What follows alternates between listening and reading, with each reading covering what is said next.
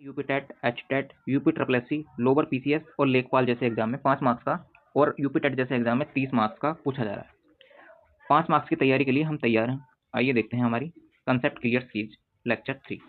आइए देखते हैं हमारा पहला कंसेप्ट। तो मिट्टी की परत ए को सबसे उपजाऊ क्यों माना जाता है? तो कंकड़ पत्थर होने के कारण, ह्यूमस की अधिकता के कारण और नमी की कमी के कारण और लोहे के अंश के कारण। तो इसका ऑप्शन होगा हमारा बी।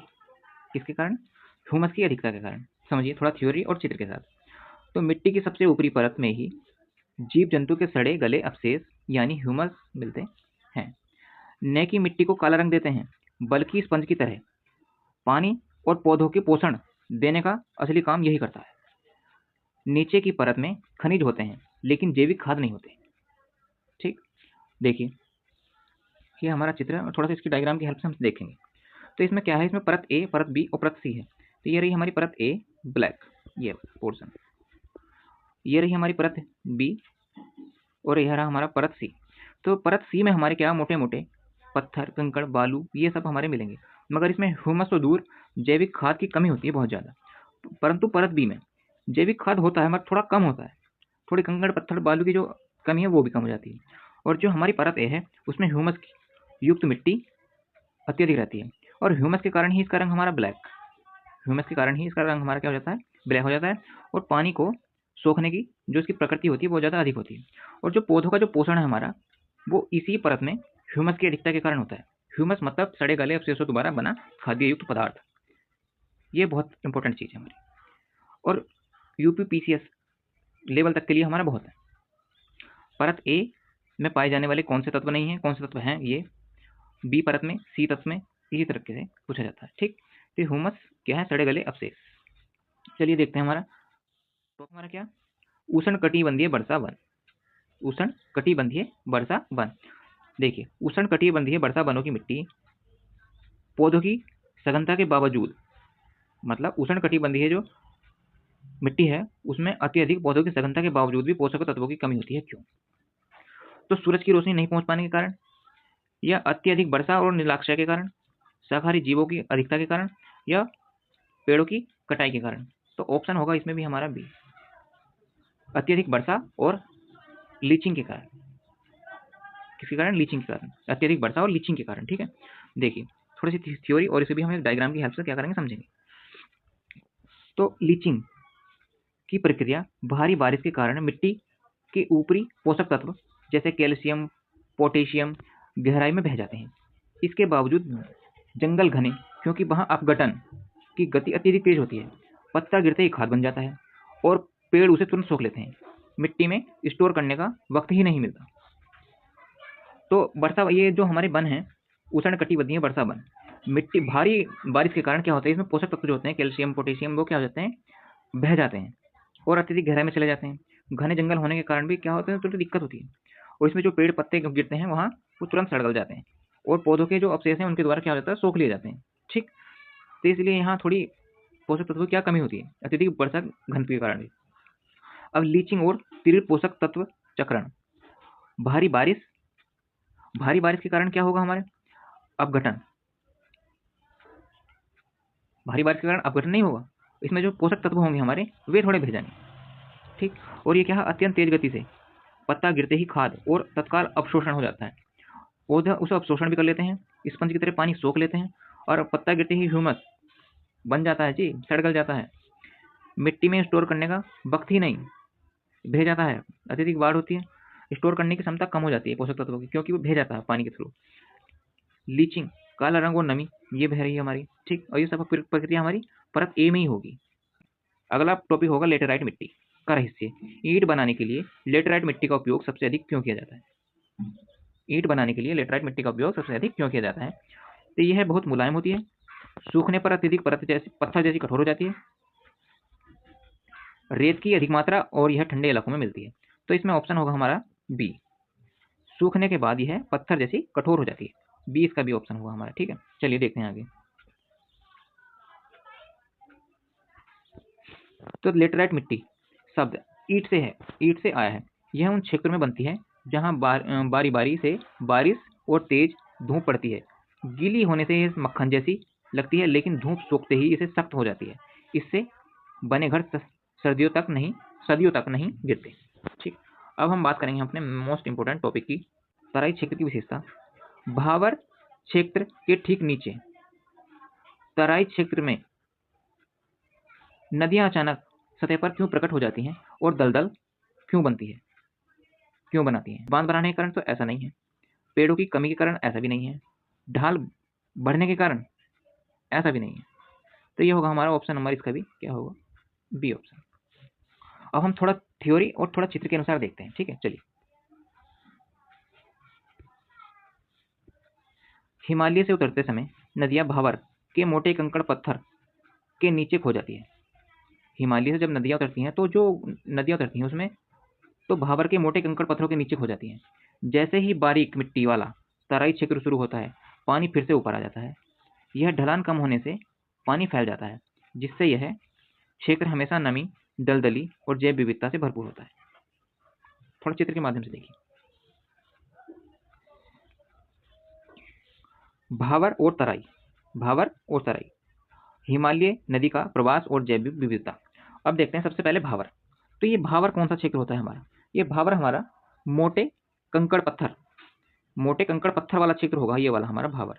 तो इसकी खास बात क्या है, जैसे ही हमारे नदियों के रास्ते में क्या होगा, पानी आएगा, तो जिसमें मोटे कंकड़ पत्थर पड़े होंगे वे उसके पत्थरों के नीचे अंडरग्राउंड फ्लो होगा वाटर, तो उसे ही हम क्या कहते हैं, भावर कहते हैं, भावर।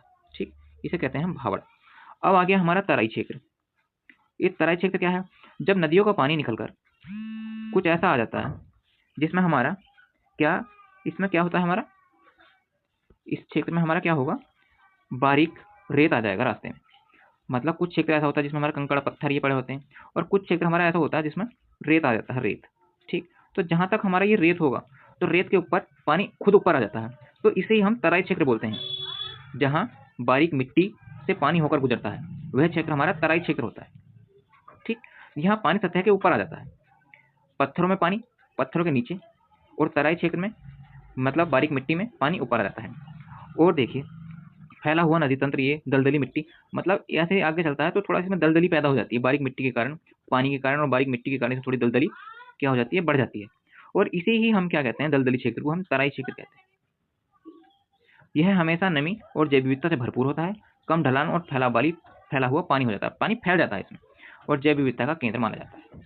ठीक, भावर और तराई, मतलब आपको भावर और तराई में मेन डिफरेंस पता चल गया। भावर वो क्षेत्र जहाँ मोटे कंकड़ पत्थर होते हैं, और तराई वो क्षेत्र जहाँ मिट्टी का कण हल्के बारीक होते हैं, पानी उसके ऊपर से तैर जाता है, मतलब इसमें पानी समा नहीं पाता।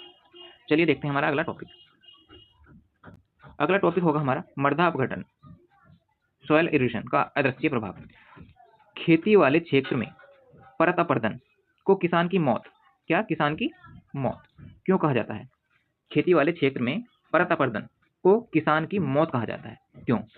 क्योंकि इसमें गहराई खाई बन जाती है, क्योंकि यह धीरे धीरे उपजाऊ ऊपरी परत को हटा देती है, क्योंकि इससे फसल जल जाती है, क्योंकि इससे केवल रेगिस्तान में होता है, क्योंकि यह केवल रेगिस्तान में होता है।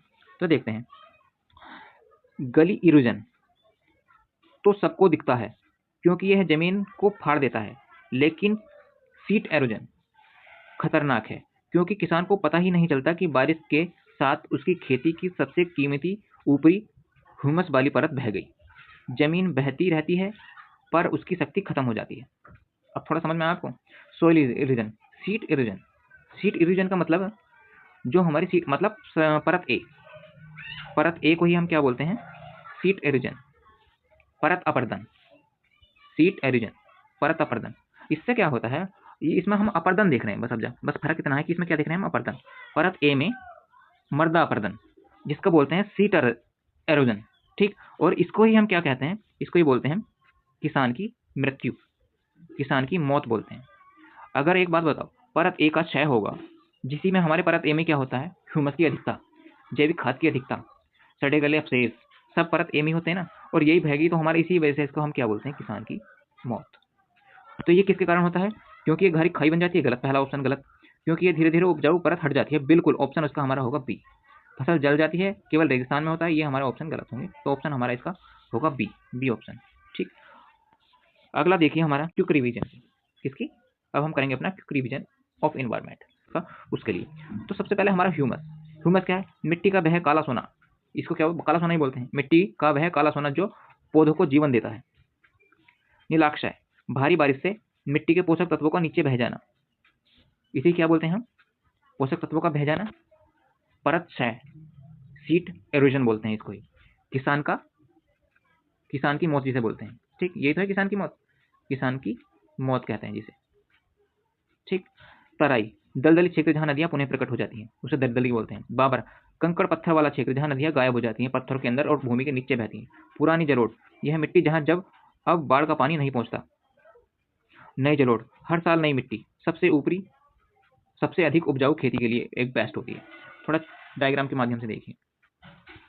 अब हम थोड़ा रिवीजन करते हैं अपना। हिमालय नदी का प्रवास है, भूमि और मृदा एक पूर्ण मार्गदर्शिका है। तो सबसे पहले आता है हमारा, अगर नदियां कहीं से बह रही है, नदियां का प्रवाह है हमारा, तो इसमें क्या होगा? कैल्शियम होगा, पोटेशियम होगा, नाइट्रोजन होगा, ये सब हमारे इसमें पोषक तत्व होते हैं। अब हमारा क्षेत्र आता है भावर, कंकड़ पत्थर वाला, जहाँ नदियां गायब हो जाती हैं, वे वाला। तो कंकड़ पत्थर अगर रास्ते में पड़े होंगे तो पानी क्या है, उसके पत्थर के ऊपर से ना बह करके पत्थरों के नीचे से बहता है, इसी को बोलते हैं भावर वाला क्षेत्र। इसका पानी का फ्लो जो होगा वो अंडर वाटर फ्लो होगा भावर क्षेत्र में। ठीक। अब इसके बाद आता है हमारा तराई क्षेत्र। तो नदियों के रास्ते में कुछ ऐसा क्षेत्र, कौन सा? कुछ ऐसा क्षेत्र होता है जहाँ पानी जो है बारीक मिट्टी से होकर गुजरता है। किससे होकर? बारीक मिट्टी से होकर गुजरता है हमारा पानी। तो इस क्षेत्र में हमारा क्या होगा? पानी जब बारीक मिट्टी से होकर गुजरेगा तो पानी मिट्टी के ऊपर ना जाकर मिट्टी के ठीक नीचे और थोड़ा उसे दलदला बना देगा। क्योंकि बारीक मिट्टी है तो बारीक मिट्टी हमारा थोड़ा दलदला प्रभाव जरूर छोड़ देगी। एक तो दलदला प्रभाव, और उसको क्या कर देगी? नमी सी कर देगी, दलदला कर देगी। अब पानी ऊपर आ जाएगा, हल्का हल्का पानी ऊपर, हल्का हल्का नीचे, दलदला प्रभाव बन जाएगा, जिसे हम क्या बोलते हैं? अपना तराई क्षेत्र बोलते हैं। यही क्या होता है? हमारा खाद्य भूमि के लिए सबसे बेस्ट होता है। अब बात करते हैं नई जलोढ़ की और पुरानी जलोढ़ की। पुराना जलोढ़ मतलब बांगर। बांगर में क्या होता है हमारा? इसमें हमारा जो एक कभी पानी पहुंचा था वहां, मगर वहां पानी पहुंचना बंद हो गया। पुरानी जलोढ़, बांगर, पुरानी जलोढ़, यहाँ मिट्टी पुरानी, सदियों पुरानी ऐसी पड़ रही है, पानी सतह पर आता है, मतलब पानी नहीं पहुंचता है। और यहाँ क्या है? नई जलोढ़। तो नई जलोढ़ एक ऐसा क्षेत्र है जहाँ हर साल पानी जाएगा, नई मिट्टी जमेगी, हर साल पानी जाएगा, नई मिट्टी जमेगी। नई जलोढ़ खादर, हर साल नई मिट्टी सबसे अधिक उपजाऊ होती है खादर में। ठीक। और ह्यूमस हमारा क्या है? काला सोना जिसे बोलते हैं, ऊपरी परत, बह जाने पर सीट एरोजन, परत क्षय, किसान की मौत बोलते हैं इसको। देखिए, रिवीजन कीजिए। और 5 नंबर लोअर पीसीएस के लिए और 30 नंबर सीटेट, एचटेट, यूपीटेट, इन सब के एग्जाम के लिए मोस्ट ऑफ इम्पोर्टेंट है। हमारी सीरीज चल रही है कंसेप्ट क्लियर, रेगुलर देखते रहिए। Thank you for watching.